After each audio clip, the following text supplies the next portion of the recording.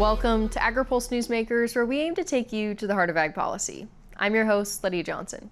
Our guest this week is Minnesota Congressman Brad Finstad, who joins us to discuss China's commitment to buy U.S. ag products, the government shutdown, and year-round E15.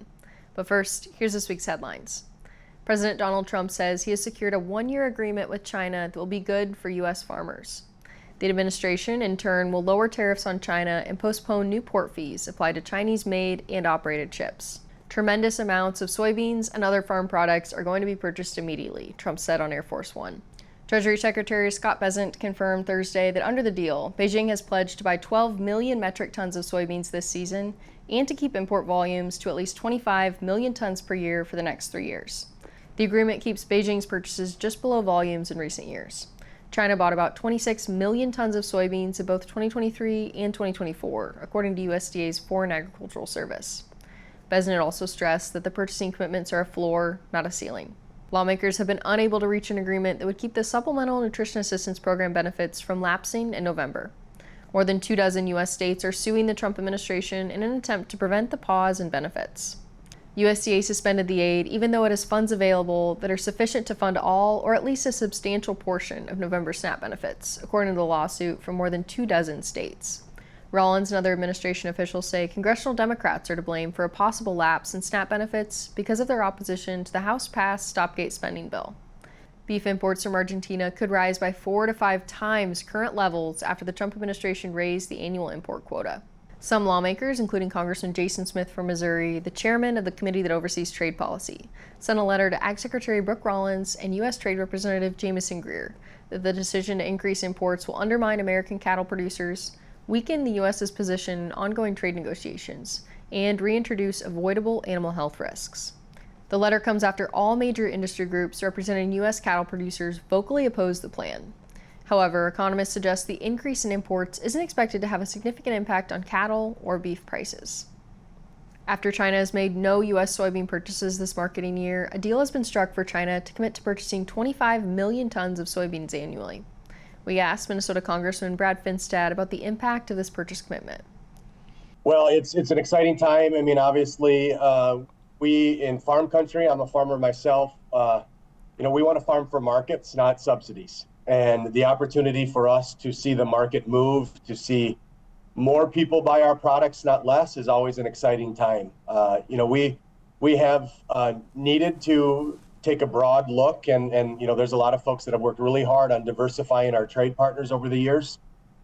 China has consumed a lot of our soybeans traditionally, and as we've seen the competition for soybean acres grow across the globe, specifically with Brazil, we have to constantly be pushing and advancing the great products that we produce in our country. And so for us to get back on the table with China and to kind of reset and level the playing field to give us an opportunity to compete with Brazil and everyone else around the globe for our great products it's exciting.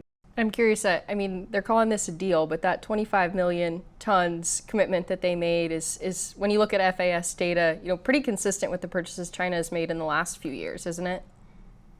It is, but what we need to continue to talk about is, it's not just China. China obviously is a big player, specifically with soybeans, but some of the new trade deals that have been signed just in the last couple months with Japan, South Korea, the EU, the UK, Indonesia, we have seen positive movement for us to diversify our buying partners for soybeans and other ag products. So, it is an exciting time for us, again, to diversify and create more market opportunity for our farmers. The government remains shut down, and SNAP benefits, which many of your rural constituents rely on, are set to lapse in November for the first time in program history. How concerned are you about this? Well, I'm concerned, and obviously I hope your viewers know that I and my colleagues in the House voted to fund SNAP.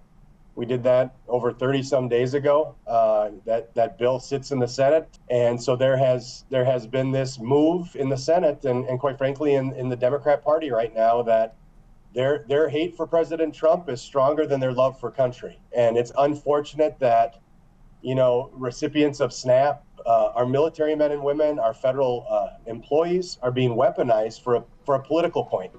And so, I desperately ask the Democrats in the Senate to put their love of country first to stop the games. Real people are going to have real pain and real effects.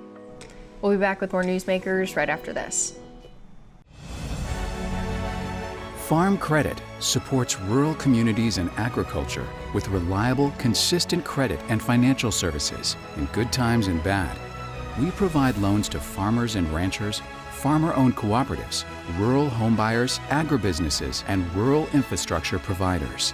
As cooperatives, we're locally owned and governed. We help agricultural producers feed the world. For America's farmers, Farm Credit, supporting rural communities and agriculture. Learn more today.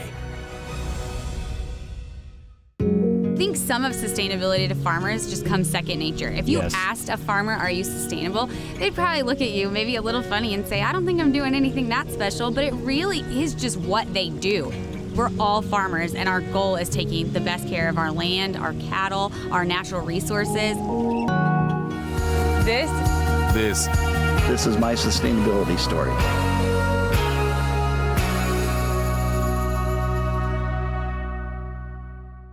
Welcome back. The government remains shut down and SNAP benefits are set to lapse in November. We asked Minnesota Congressman Brad Finstad if the lapse in SNAP benefits could put pressure on senators to begin negotiations to reopen the government. I sure hope it is, because these again are real people's lives that we're talking about here. These are, some of our low-income neighbors that are, trying to make ends meet. And SNAP is really intended to be a hand up, not a handout. It's supposed to help people climb that ladder out of poverty, to help their families in tough times.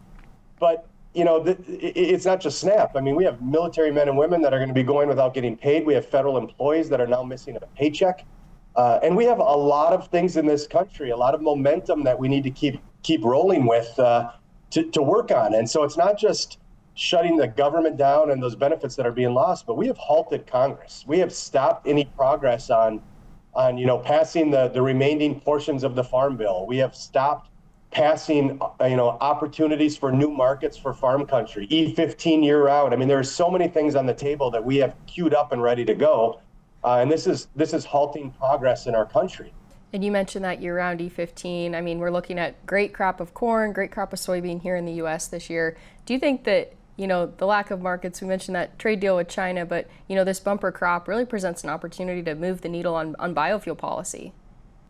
It does. And again, when we talk about, making American energy great again, when we talk about being a powerhouse when it comes to energy production in our country, E15, ethanol, biodiesel has to be a part of that conversation. We have homegrown energy opportunities right here in the upper Midwest, and we need to take advantage of that. And moreover, we need to just clarify once and for all E15 year round, and we need to do it from the legislative branch, because we have been at the whims of the EPA and the waivers and the uncertainty that creates for producers and for farmers and for the market. And so it's Congress' job to take that back and say, no, this is what it's going to be. We're going to pass this law and create certainty in the marketplace, certainty for our farmers, certainty for our energy producers, ethanol, biodiesel, and it's just, to me, it's a no-brainer. It is very bipartisan. We've been able to craft it in a way that's very bipartisan, and I think that's good for policy. I think that's good for civics. I think that's good for our country, and it's good for our farmers.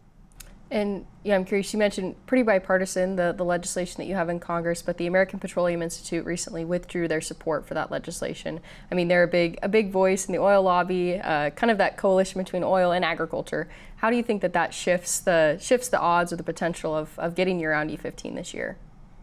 Well, I can pull up letter after letter and statement after statement where they've actually supported this in the past.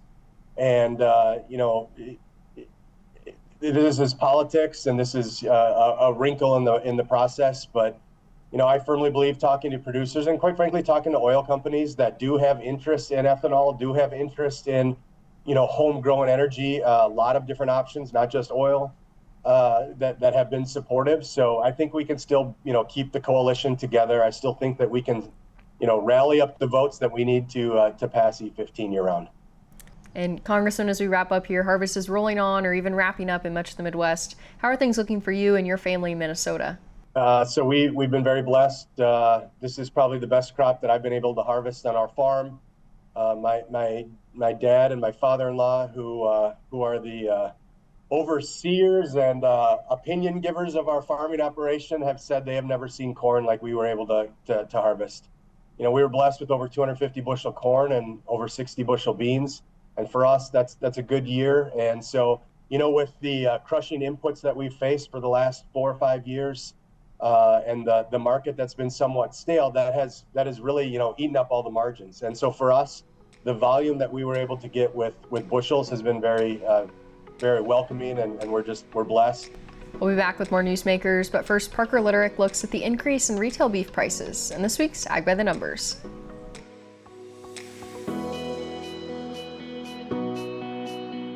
Beef prices have hit record highs this year as cattle inventories dropped to levels not seen since the early 1950s. The increase in the cost of beef comes as multi-year droughts led to lost grazing lands, leaving ranchers unable or reluctant to expand herd sizes. Now, consumers are paying more at the grocery store as the average price per pound continues to rise. This chart shows that as of August 2025, the price of boneless sirloin steak rose to $14.32 per pound, and ground beef rose to $6.32 per pound. The latest consumer price index released by the Bureau of Labor Statistics shows beef prices increased by another 1.2% in September and are now up 14.7% over the last 12 months. For Agri-Pulse, I'm Parker Litterick. Trial lawyers are using a discredited report from a World Health Organization subagency to attack a safe, American-made weed-fighting tool. This critical tool helps keep your food costs down, and without it, food inflation could double. Stand with American farmers and keep trial lawyers' greed out of our farms and food supply. Fight back. Call your local representative. Clean Fuels Alliance America is leading the way toward cleaner air, stronger local economies, and reduced dependence on fossil fuels. The industry uses more than 1 billion pounds of soybean oil every month to produce clean fuels. Biodiesel, renewable diesel, and sustainable aviation fuel deliver immediate reductions in greenhouse gas emissions in heavy-duty transportation industries. We're growing better, cleaner fuels for today and tomorrow. Welcome back. The government remains shut down and SNAP benefits are set to lapse in November. We're joined by Barbara Patterson with Torrey Advisory Group and Ken Barbic with Invariant on our panel this week. Barbara, we'll begin with you. What would a lapse in SNAP benefits mean for the millions of Americans who depend on this program?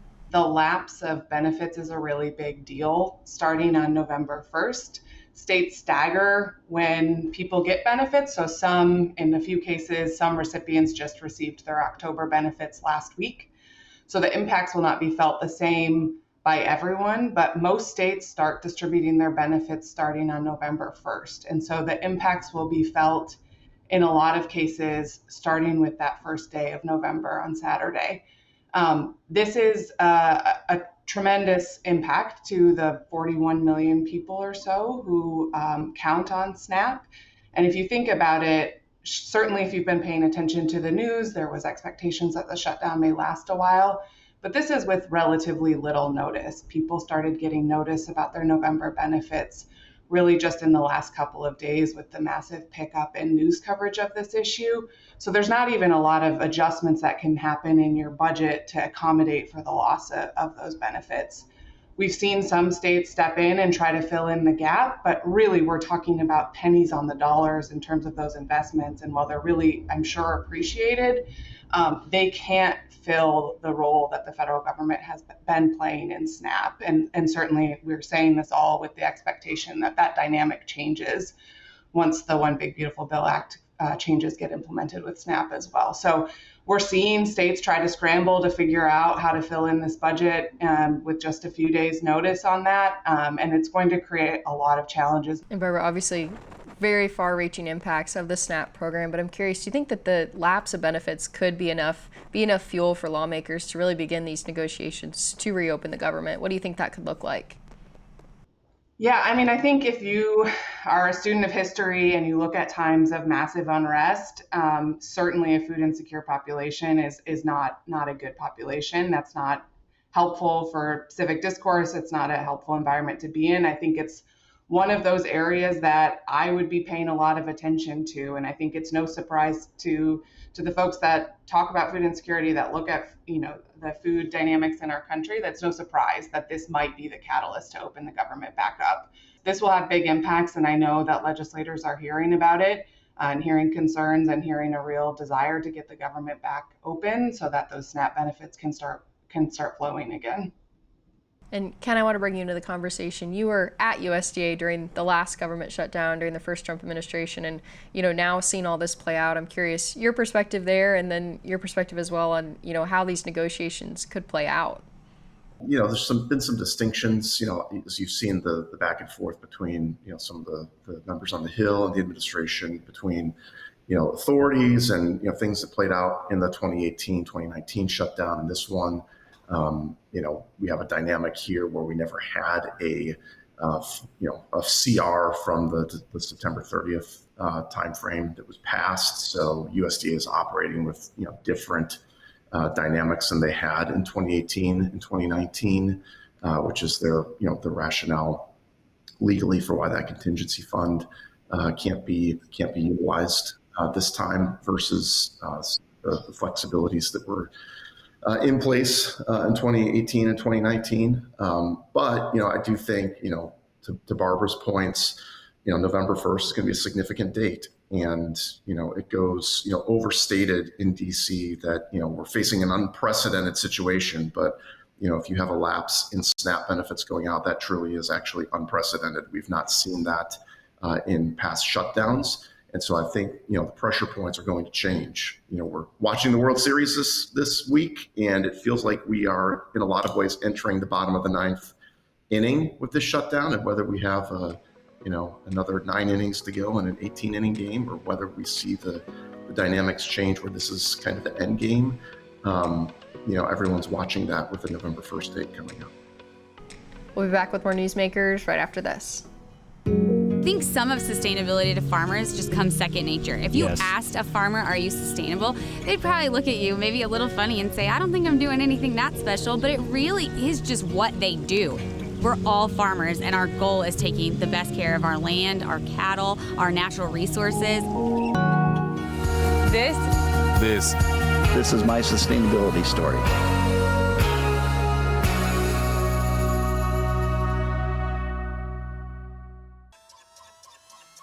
Regenerative poultry production is a process by which nature can actually recapture and restore the energy that is being taken out of a space. Farm Credit helped Rahi build his dream of regenerative poultry farming and encouraging fellow immigrants to find community in agriculture.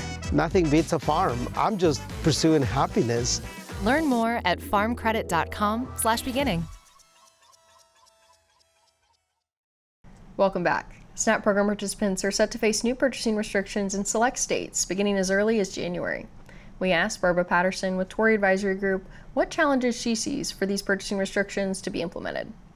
The SNAP restrictions conversation is not a new one. This is not a novel idea. It's been talked about since the Food Stamp Act was passed into law.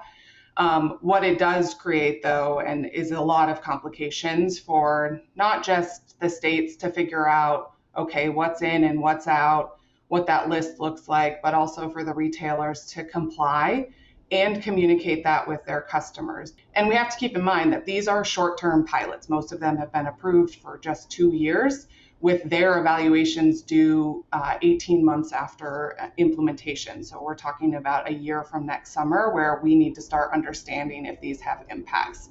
This is not a broad-based change to SNAP. It doesn't change the eligibility of different products for SNAP. These are pilot programs to demonstrate whether or not this is an effective method for improving public health.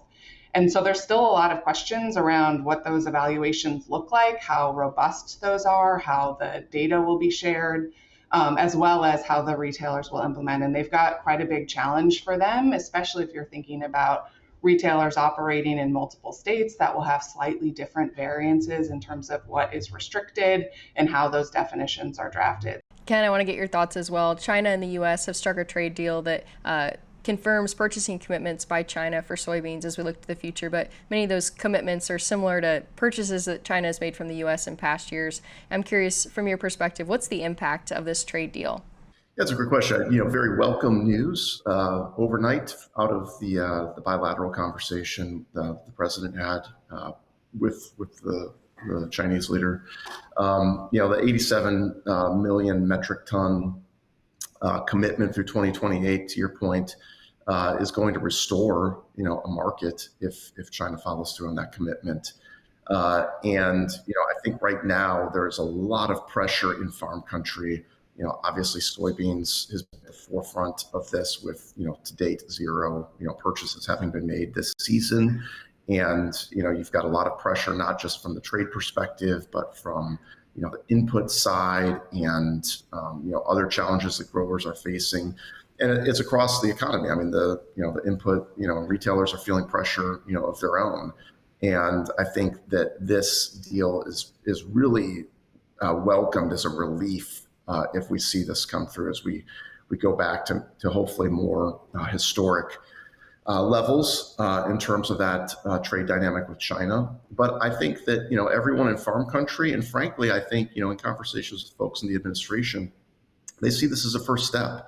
China is one piece of a larger puzzle in terms of, farmer profitability and the agricultural economy. This administration has, talked about the need to expand year-round E15, to expand, domestic capacity for other demand creators through biofuels, synthetic aviation fuel, expanding the biomanufacturing economy so that, while China will be a significant buyer, we will see other opportunities for demand creation and other markets that can be avenues for our farmers to sell into. So I think this team at both USDA and the White House and USTR, Treasury, the trade officials are actively engaged, but I think there's an even broader consideration of all the various dynamics that go into ensuring that farmers have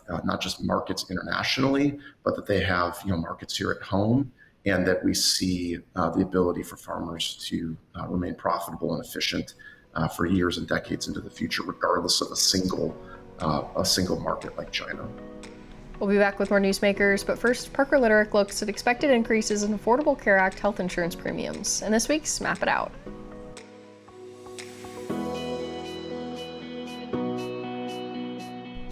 Farmers are bracing for expected increases in health insurance premiums as Affordable Care Act's enhanced premium tax credits are set to expire at the end of the year. Estimates vary as experts don't agree on how much more people will pay. However, there is broad agreement that the expiration will raise insurance premiums significantly for many Americans. KFF, a think tank, says that while only 8% of the general population buys health insurance on the individual market, about 27% of all farmers do.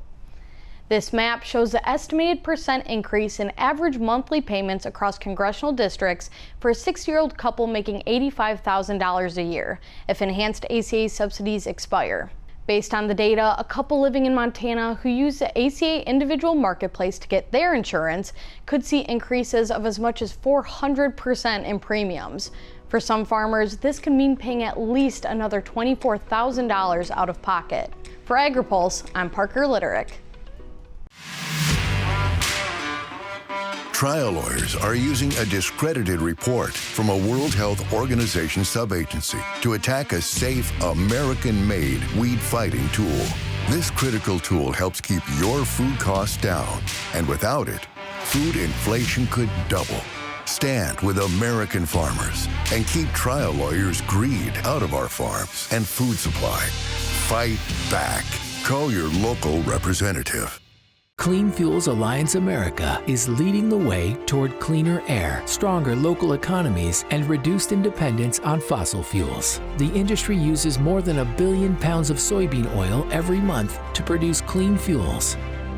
Biodiesel, renewable diesel, and sustainable aviation fuel deliver immediate reductions in greenhouse gas emissions in heavy-duty transportation industries. We're growing better, cleaner fuels for today and tomorrow. Thanks for joining us for another episode of Agri-Pulse Newsmakers. The government remains partially shut down. The Senate Ag Committee will meet Wednesday to consider the nomination of Glenn Smith to be USDA Undersecretary for Rural Development.